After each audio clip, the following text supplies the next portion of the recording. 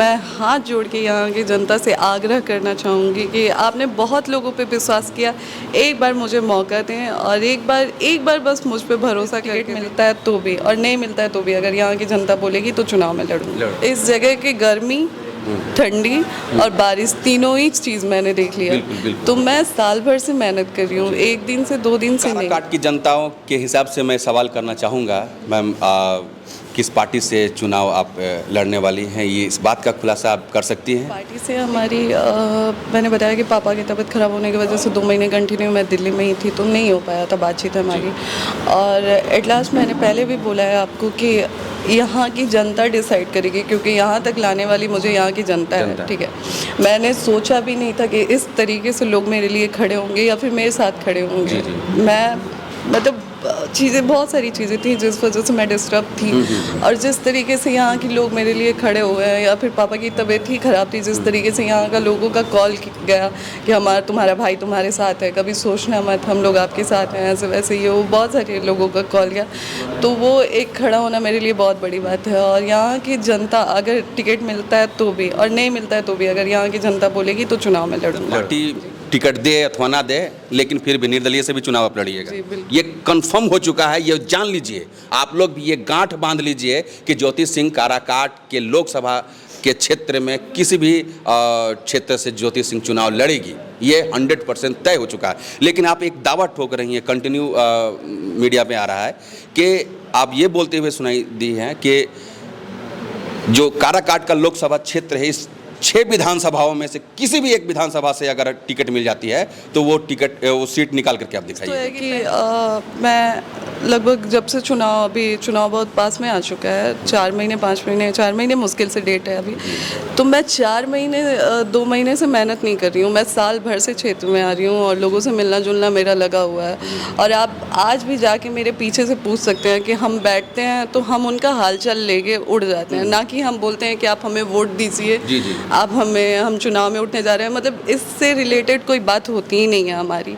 मैं बस जाती हूँ वहाँ पे, जैसे कोई दुखद घटना हो गया तो वहाँ पे जाती हूँ, उनकी चीज़ें पूछती हूँ, उनका हालचाल लेती हूँ, और जितना मुझसे हो पाता है हम करने की कोशिश करते हैं वहाँ के लोगों को। सिर्फ इसके बाद इंटरव्यू कट हो जाएगा। 2 सवाल है मैम। सबसे पहले ये कि बहुत सारे लोग ये भी कहते हुए आ रहे हैं कि और आप भी कह रही हैं कंटिन्यू कि इतना दूर से आप काराकाट के क्षेत्र में कंटिन्यूस आ रही हैं। लोग कहते हैं कि बलिया से काराकाट के क्षेत्र में चुनाव लड़ रही हैं, क्या वजह है? आप ये वजह बता ही दीजिए। ठीक है, वजह ये है कि मैं जब लोकसभा चुनाव प्रचार करने आई थी यहाँ पे, पवन जी का प्रचार जब मैं कर रही थी, तो वो मेरी चॉइस नहीं थी पॉलिटिक्स में आना। वो यहाँ के लोगों ने मुझे सजेस्ट किया और यहाँ के लोग मेरे से उस तरीके से खड़े हुए हैं, तो इस वजह से आज मैं यहाँ पे आई हूँ। और लोगों ने मेरा मेहनत देखा है, जो मैंने किया है। आज मैं अभी कल ही हम लोग घूम रहे थे तो मैंने बोला कि इस जगह की गर्मी, ठंडी और बारिश तीनों ही चीज़ मैंने देख लिया।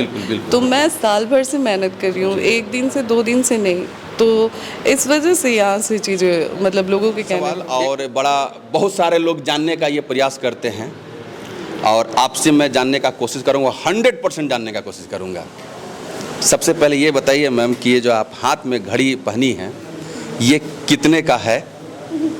क्योंकि सारे लोग जानने का प्रयास कर रहे हैं। कोई कहते हैं कि 70,000 का है, कोई 1 लाख, कोई 2 लाख। आखिर में इस घड़ी का क्या प्राइस है? बड़ा खूबसूरत सा घड़ी है, और इसमें चमक तब से मैं देखा रहा हूँ जब से मैं इनका पहला इंटरव्यू लिया था, वही सेम चमक है। शायद कॉस्टली तो जरूर होगा, आज मैं खुलासा करने का कोशिश करूँगा। 25,000 का है ये। अच्छा, ये तो आप लिए थे? आप ही लिए थे? चलिए, जाते जाते मैं काराकाट की जनताओं के बारे में बोलवाना चाहूँगा, कुछ काराकाट की तमाम जनताओं के बारे में बोल। हाथ जोड़ के यहाँ की जनता से आग्रह करना चाहूँगी कि आपने बहुत लोगों पे विश्वास किया, एक बार मुझे मौका दें और एक बार बस मुझ पे भरोसा करके दें। मैं आपकी किसी भी चीज़ से पीछे हटने के पीछे नहीं हटूँगी, और आपके हर सुख दुख में मैं साथ में रहते आई हूँ, और आगे भी आगे भी मैं आप लोगों के साथ खड़ी रहूँगी अगर आप एक मौका मुझे देते हैं सेवा करने का। तो एक मौका सिर्फ दीजिए ज्योति सिंह जी को, उसके बाद फिर आगे क्या होता है वो वक्त बताएगा। खैर, ये थी पवन सिंह की धर्मपत्नी ज्योति सिंह जी। आप लोगों को ये इंटरव्यू कैसा लगा कमेंट करके जरूर बताइएगा। मिलते हैं नेक्स्ट वीडियो में, तब तक के लिए दे हमें इजाज़त। जय हिंद।